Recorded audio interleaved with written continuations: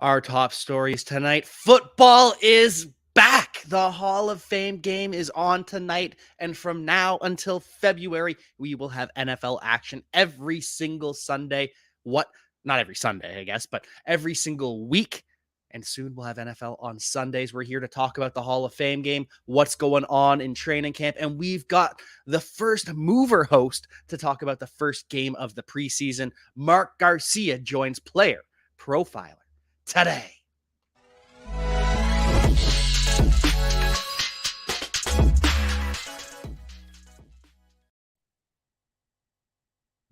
What's going on, man? Here he is, Mark Garcia, the host of the First Mover podcast. Pleasure to have you on the show. So happy to have you here tonight. How's it going, my friend? It's going great, dude. Thanks for having me on. I'm stoked to, like you said in that intro, man, we got football today. This is awesome. Now until February, every single week, we will have some form of NFL action. Even if it's preseason, we have it. And of course, for the first game, we have to have the host of the First Mover podcast, which just dropped 2 weeks ago now. Is it your second episode that just dropped? We're through 3 now. 3 now. Ooh, getting into Yeah. thick of it. How's it going hosting First Mover? And why don't you introduce what First Mover is for those in the audience that will, of course, be tuning in all season long? Yeah, I appreciate that. No, First Mover, it's going to be a DFS-centric show designed to kind of take a first look at pricing releases for the coming DFS slate for the following week. During the off season right now, what I've been doing is kind of taking a theoretical look at some best ball stuff. We've talked a lot about human psychology in different formats and how kind of the human brain works and why that matters in a game of competing people. So it's been quite the fun ride so far. Obviously, we're going to get really into the meat and potatoes once we get into the season and get some actionable intel from first pricing releases and first takes and look at some matchup stuff. And it's going to be a good ride, man. I love the concept, and I love that even in the off season, you are still grinding away teaching people, especially with the psychology stuff, the masses of fantasy football. We know so much. There are so many brilliant strategists, brilliant analysts out there that it can be hard to get an edge at times. And it's starting to become how do you get an edge in DFS? How do you win in some of these big tournaments? Because everyone is just as smart as you, has the exact same information you do. So what are some of the things that you are finding make the most difference right now? Yeah, and that's an important realization because we're no longer in the age of DFS where you can simply gain an edge by knowing football or by following news. Those were the days, eh? Yeah, right. We're no longer in the era of Team Jammerman running backs, David Johnson and Le'Veon Bell. It takes a little bit more nuance and realizing and being very intentional with how you're building rosters, and that's kind of that entire discussion is really what pushed me to game theory 3 or 4, probably 4 years ago now. That discussion of like, hey, this stuff is approaching in the game theory realm. We call it common knowledge, which is you cannot gain an edge by any one move that you make away from what is termed as optimal theory. And when that is the case, we say it's approaching Nash equilibrium, getting all nerdy. But that's kind of like the state of like player takes of projections. Projections are back tested and they get more accurate year over year. And we're talking median projections, range of outcomes, all that stuff is less of an edge now. It's not like we can just, my projection model is better than yours, so I'm going to print money. We're kind of beyond that. So this idea of theory and how human psychology interacts with those theories and where do we go and what can we expect the field to do on a given slate, those are all really important to kind of just add into our decision-making process and kind of bias our tendencies when we're building a roster to be more exploitative and exploit those inefficiencies from the field. And we'll get into some of those inefficiencies right after this word from the Podfather. Hey, I know you want to win a fantasy championship. Good news. We actually have consultants that will run your team for you and get you to the finish line. Patrick Murphy and his team guarantee you a playoff spot. Here's one happy customer. I've been playing fantasy football for about 10 years now in the same league, and I'm always mediocre. I was never able to kind of break through that championship realm. And I honestly just didn't have the time or the will or the desire to put in the work that it took necessary to win. Until I met Pat Murphy. He was able to give me a draft strategy, help me with free agency, make some trades and deals for me at the deadline that were able to put me over the top. And last year I actually won my league for the first time. Big shout out to Pat. If you don't have it yet, please sign up for his subscription service because it's the best. So go to playerprofiler.com/advice and we'll take it from there. And we are back. And so, Mark, right now, what is the biggest or some of the biggest inefficiencies that you personally are finding and you are looking to exploit as we gear up for the offseason? Or the real season, sorry. Yeah. No, it depends on kind of what contest you're playing, right? Because the strategies are going to be different, whether you're looking at playing mass field GPPs, single entry 3-max, cash games. But typically in GPPs, the most inefficient part is kind of how people are looking to deal with chalk, how people are looking to deal with ownership, and how do you handle that? A word like a buzz term you hear thrown around the industry a lot over the past couple years is a pivot. Well, it's like a pivot is basically moving to a different player in the same pricing tier at a certain position. And we have to realize that the rest of a roster is going to be built very similarly to kind of what I call the chalk build in those instances. So the composition of those 9 roster spots all look very similar from a salary allocation standpoint. So I like to, some people have said flip the build. Some people have said basically move away from the chalk build. I like to just build differently than the field, which is effectively shrinking the number of other rosters that I'm competing with on a given week. And that way, if you do happen to have the roster that cashes, you are splitting the money with less people. It seems as though that is starting to be the way to go, just building something unique, something that other people aren't building. What about tonight? Did you build any rosters for tonight for the Hall of Fame game? I am full degen, man. So I did. Yes, we've got some rosters in play for tonight. And who is kind of headlining your rosters, or some of the guys that are headlining it? Yeah, so after we get off of this pod, I'm going to have to go adjust because a list of 37 players for the Browns just dropped that are going to not be playing.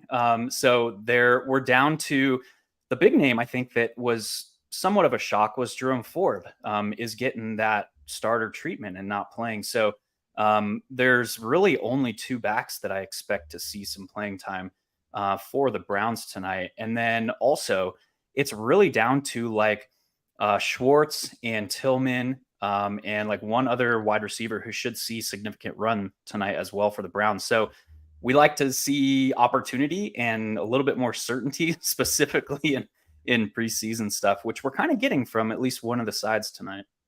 Yeah, it is kind of a condensed target share with Cedric Tillman. Dalen Baldwin is one of the other players that has been highlighted throughout training camp. Hopefully see a lot of them. Sounds like we're going to see a ton of John Kelly as well with Jerome Ford out. But I do love this news for Jerome Ford in the season. This means that he really is going to be that RB2. He's going to be in there to spell Nick Chubb. Of course, I expect Nick Chubb to get 70% of the touches around that, but it's nice that there's just one guy right behind him that could potentially step in if anything goes wrong. Yeah, 100%. And Jerome Ford has been one of those ambiguous situations that we really didn't have much information about. So this gives us a little bit of a confirmation that he is going to be utilized in that backfield this season.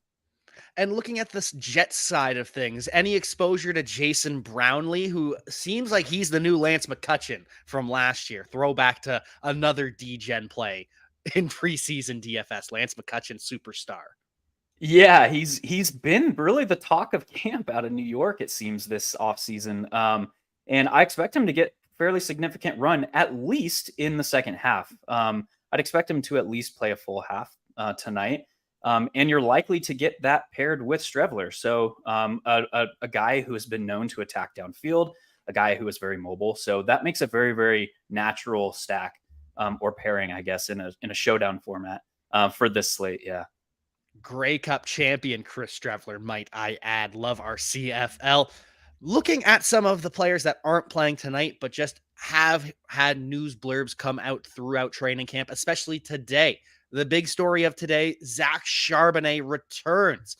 We heard that he was going to be out indefinitely, and then he comes back 2 days later. It seems as though, Pete Carroll, if you're going to be back soon, then you're probably out for the season. But if you're out indefinitely, it's fine. It's fine. You're going to be back in 2 days. Yeah, he either does not have a good grasp on the English language, or he just loves messing with people. It's got to be one of those two. I think he just hates us and wants to mess with us. Yeah, you cannot take that man at face value ever, really, it seems. But yeah, it's like we expected maybe Kenneth Walker to beat Charbonnet back to the practice field, and then Charbonnet was only out for 2 days, less than 48 hours. So that was kind of shocking. But it is good to see the rookie back on the field. Yeah, I'm still not worried about Kenneth Walker. I think it's going to be fine. It sounds as though he's going to be back shortly and that he's not going to miss week 1. There's no threat of that. Hopefully not anyways, because Kenneth Walker is our number 35 player, 35 days out from the season. You can see that over on Twitter, over on Instagram. But we at Player Profiler believe Kenneth Walker is going to remain a bell cow. Zach Charbonnet is going to mix in potentially, but not a whole lot. Are you of that mindset too, or are you sprinkling some action in on Charbonnet?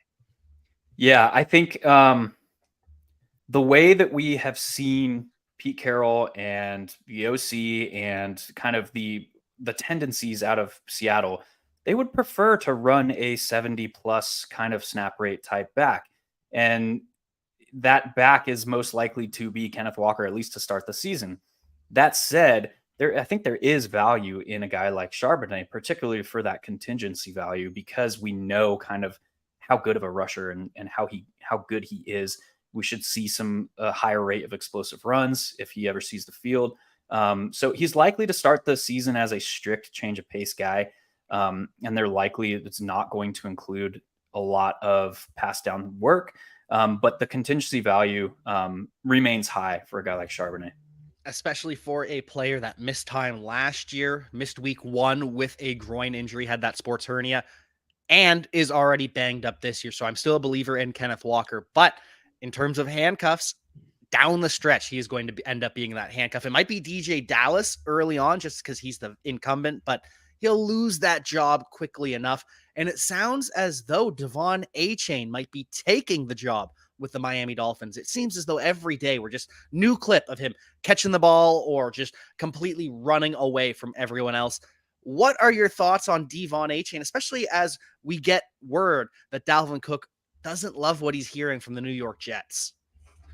Yeah, some of the value that's been associated with the Miami backfield this offseason is that ambiguity piece. First, they draft Devon Achane, and after re-signing both Jeff Wilson and Raheem Mostert, and then we get the news that Dalvin Cook wants to go play in Miami. We know that he's a guy that kind of wants to play for a contender, but he wants to get paid as well. And it seems like both New York and Miami are unwilling to pay that.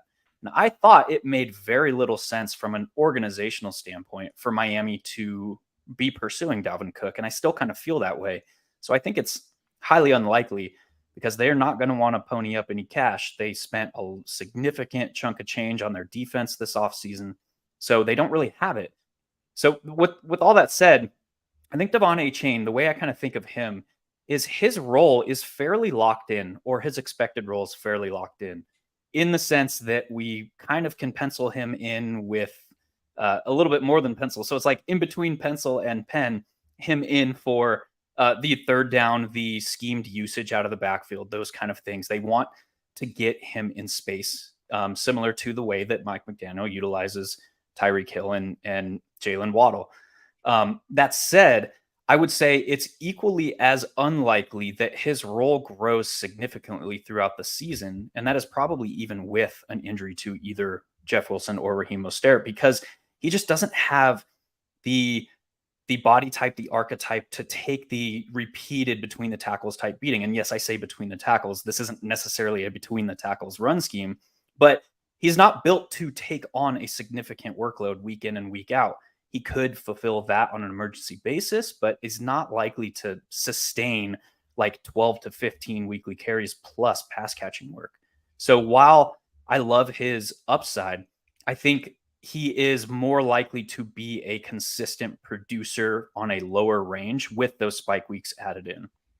Yeah, he's going to see 35 to maybe 45% of the snaps no matter what. But even with an injury, I don't see him getting above 50% of the snaps. It would take multiple injuries for that to happen. And even then, we've seen that they're comfortable using Myles Gaskin in certain situations, Savon Ahmed. These aren't fantasy relevant players, but they would keep him from reaching that upper echelon where he's never going to see that type of workload that we really want him to, which is unfortunate. But I think where he's being drafted right now is perfect. Once Dalvin Cook signs elsewhere, then he's probably going to be steamed up just a little bit too much. But for now, this is the golden window for Devon Achane and for Jeff Wilson. I like Jeff Wilson a lot, especially because he's going to be the guy in on the goal line.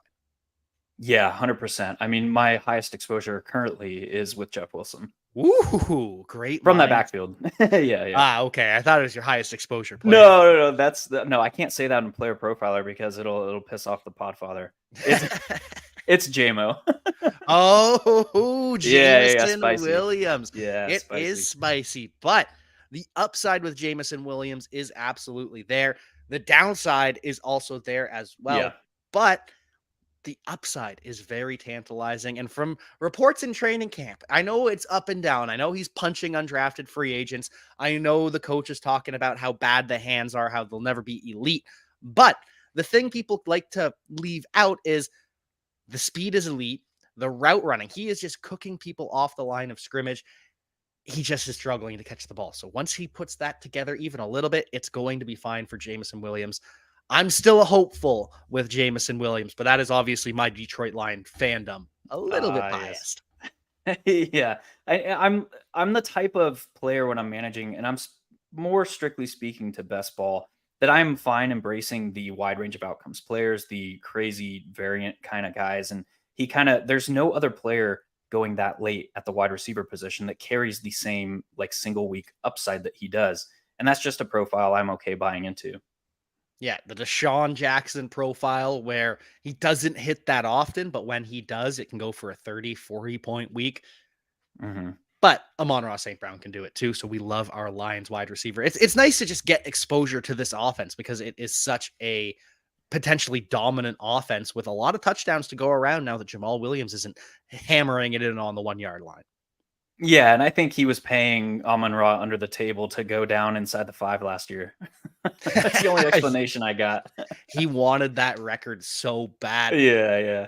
Speaking of some of these rookies and some of these players still, Anthony Richardson, the third practice in a row that he is working exclusively with the first team. He hasn't officially won the job yet, but I think it's pretty safe to say, barring an injury, Anthony Richardson will be the Colts starter in week 1. Is he being drafted too high as a player? We don't know what he actually is, or is the Konami code putting him in the good graces? Yeah, I think his ADP, I think, is baking in the risk of him not starting the entire season. If he were announced the starter after he threw on that Colts hat on draft day, I mean, he would be going probably in tier 2 of quarterbacks, and he's currently going around tier 3, tier 4 guys. So yeah, I think that's all baked in. He's a guy that I have a ton of exposure to, just for that Konami type code. This is like, I think I saw him compared to Derrick Henry at the quarterback position today. I think it was Justin Herzig that threw that out there. But I thought that was a really good comparison. This is a guy just a physical freak, and he's playing quarterback. So like, we haven't really seen that since like the old school Philly days, like Donovan McNabb and Michael Vick era. That were that dominant as athletic talents. Bulked up to 252 pounds as well, put on 8 to 12 pounds of muscle. The guy is a freak, and I can't wait to see him on the field. And I agree. I think, honestly, at this point, he's probably going too low because we know he's going to start 17 games. people just haven't adjusted to that. Just watch tomorrow. He's going to be going even just a little bit earlier. And then the next day, it's just going to keep going. Anthony Richardson, this is the time where he is not officially the starter, but we know he is, where he's going to get steamed up real good. Looking at some of these other situations, not that Anthony Richardson is a running back, but he's built like one. Looking at some of the other running backs, though, Javonte Williams expects to play in the preseason. What are your thoughts on Javonte? It's pretty clear that he's going to be ready for week 1 at this point. Yeah, and a lot of people are comparing Javonte to Breece Hall. And if you look at their timelines, Javonte was injured in week 4 last season. So he's got almost an additional month in recovery time compared to a guy like Breece Hall. We can debate the archetype and the player themselves before injury all day long. I mean, it's Breece was the more talented back completely. But as far as like being ready for actual football, and now the reports backing that up for Javonte that he expects to play this preseason, that's fairly significant as far as this, what can we expect on day 1? He's a guy that I kind of was buying into during the dip, and I think you can continue buying in because a lot of people are worried about Samaje Perine with all of that, all of the hoopla behind him this offseason. He really got steamed up. And it's like, this is still a guy that has not seen more than 97 carries since his rookie season, which was 6 years ago. So this is not like a guy who's going to come in and just sweep all this early down usage away from Javonte. And Javonte is a very, very talented runner. Exactly. And here's how I see it. I think at the start of the year, I do think Samaje Perine is going to lead. It's going to be a 60-40 split, 55-45 split for week 1. And then as the season goes on, by the end of September, this is going to be Javonte Williams' backfield once again. The question then becomes, what does that actually mean with the Denver Broncos offense? Is it going to be good enough for Javonte Williams to sustain fantasy points? And I imagine you believe so. I believe so. I'm a buyer into Sean Payton. And you look at the last time that the head coach and the offensive coordinator were paired together, being Sean Payton and in New Orleans, basically they worked together for 5 years in New Orleans, and they were 5th or better in scoring per game in all 5 of those seasons. And that's fairly significant. And when Sean Payton went to New Orleans, he took over for a 4-win team, and he took them to a 10-win team. And this is back in 16-game seasons. He took them to a 10-win team the next season. So I'm a firm believer in Sean Payton. I'm a firm believer in Russ is not necessarily cooked. He was basically asked to do things that he is not comfortable with in that Nathaniel Hackett offense, which is throw into coverage, and he hates that. I mean, look at the wide receivers he's worked with throughout his career. Like Doug Baldwin, Tyler Lockett, DK Metcalf. These guys that are separators, they can create space, and that's what he grew up on. That's what he has been over his almost decade-long career. And then he was asked to throw into coverage, into tight spaces to Cortland Sutton, who could not separate into. And when you look at the outcome of last season, Greg Dulcich was the leader in the clubhouse of all pass catchers in separation at target. And I think that contributed to a lot of why he was relied on so much by Russ. Is like, that guy's open, I'm gonna throw to him. He just doesn't like throwing into coverage. So with this Sean Payton offense, this more dynamic and fluid Joe Lombardi offense, I think we're going to see a fairly significant rebound for Russ this year. And I think Marvin Mims is going to be a big part of why that happens. He's going to have a Brandon Cooks type rookie season where he finished as a wide receiver 2 in points per game. Only 10 games from Brandon Cooks as a rookie. Hopefully we get the full 17 from Marvin Mims. And I think in a year, 2 years, people are going to be wondering, how did I let him fall to the second round of dynasty drafts? And how was he going so late? Yeah, 100%. I'm a firm Marvin Mims believer. I think he is 3rd or 4th overall in my best ball portfolio as far as exposure goes. And it's super unfortunate, the circumstances, but for him now to be expected to be a day 1 starter, that's huge. That's massive. That's why he was going in the 14th, 15th round of redraft and best ball. You see now he's probably going to move up 11, 12 round range. So yeah, my bags are packed for takeoff on that one for sure. Big Marvin Mims fans here at Player Profiler. A player that is pretty controversial at Player Profiler is Calvin Ridley. Calvin Ridley was limited yesterday. He had a sore toe, blames it on the cleats. He says he's changed his cleats to what he wore throughout the summer. and now he's fine. Does it worry you a little bit that a wide receiver that played 5 games in 2 years is already limited, or do you think it really was the cleats and we don't have to worry about it? I think the truth is probably somewhere in the middle there. And he didn't not play because of injuries. I mean, it's the suspension. So I don't know. I can't sit here and say I'm one where I'm kind of just at the field as far as exposure goes on, because he is very clearly talented. He's also getting up there in age, and he's in a wide receiver room and a pass catcher room for that matter. That is not. It hits deep. They have a lot of very skilled pass catchers. So to think that he can immediately come step into 27, 28%, like elite alpha target market share, I don't think is I think that's wishing too much. But yeah, he's going to have spike weeks. That offense, look at what they did last year. I mean, pretty much all the top pass catchers, all 4 of them on that offense last season, just basically rotated like spike weeks. And I think that's what you're going to see again this year. So from a redraft perspective, I'm probably under. From a best ball perspective, I think he's just fine. That is my opinion as well. I love this Jaguars offense, especially in best ball, because everyone's going to have wide receiver 1 weeks. Evan Engram will, Zay Jones will, Christian Kirk will. And that's why I don't like Calvin Ridley as much, because he's going so much higher than Christian Kirk. I'd rather have Christian Kirk, and I love some Zay Jones here. But he is going to have multiple weeks as a wide receiver 1 in fantasy. He has wide receiver 1 overall potential some weeks. He's just not going to hit it consistently because the other weapons are so good. Another offense with a lot of good weapons, the San Francisco 49ers, Brock Purdy. Brock Purdy is ahead of schedule. He was supposed to take 2 days of throwing, sit 1 day off. 2 days of throwing, sit 1 day off. Didn't do that today. He went out and threw despite having the day off. Brock Purdy starting week 1, isn't he?